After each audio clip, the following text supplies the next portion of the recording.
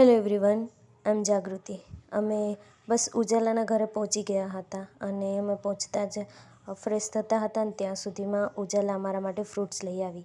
આજે ખાય છે ને મારી ભત્રીજી છે અને અમે ફ્રેશ થઈ ફ્રૂટ્સ ખાઈ અને પછી થોડી વાર આરામ કર્યો અને પછી જમવા બેસી ગયા. જમવામાં બહુ બધું બનાવ્યું હતું. ઉજાલાના મમ્મીએ પનીરની સબ્જી, પાવભાજી, બિરયાની, સલાડ, છાશ, પાપડ, બુંદી એવું બધું. તો અમે બધા જમી અને પછી બહુ મોડું થઈ ગયું હતું તો સૂઈ ગયા, કેમ કે સવારે વહેલું નીકળવાનું હતું. પછી સવારે વહેલા ઉઠી બ્રશ કરી ચા પી અને ઇન્સ્ટન્ટ ફ્રેશ થઈને નીકળી જ ગયા, કેમ કે મોડું થતું હતું અને ઉજાલાના મમ્મીએ અમને રિક્ષા કરાવી દીધી હતી. તો એના ગામમાં વરસાદ પણ બહુ બધું હતું સવારમાં.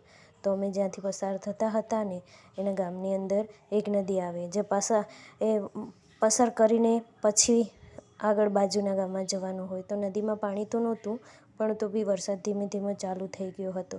અને આ સાઈડ છે ને બધી જગ્યા પર કેરી અહીંયાની ફેમસ છે ને, તો કેરીઓના આંબા વધારે હતા અને ધીરે ધીરે વરસાદ પણ ઓછો થવા લાગ્યો હતો અને અમે સિટીની નજીક પહોંચવા આવ્યા હતા. અને પછી અમારે બીજી ગાડી બદલવાની હતી. આ વખત ખબર નહીં, મારો ફોન ખરાબ થઈ ગયો હતો તો ઘણા બધા વિડીયોઝની ક્લિપ જ એમાં ડિલીટ થઈ ગઈ.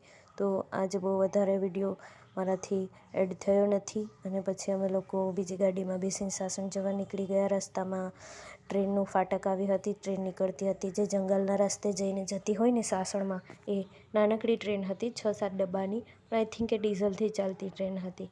પછી અમે લોકોએ પસાર કરી અને 8 વાગ્યા ત્યાં સુધીમાં તો અમે ઘરે પહોંચી ગયા હતા. અને પછી આગળનો વિડીયોઝ હું ખબર નહીં ભૂલી જ ગઈ કે ઉતાર્યો હતો તો ક્યાં ગાયબ થઈ ગયો ખબર જ ના પડી.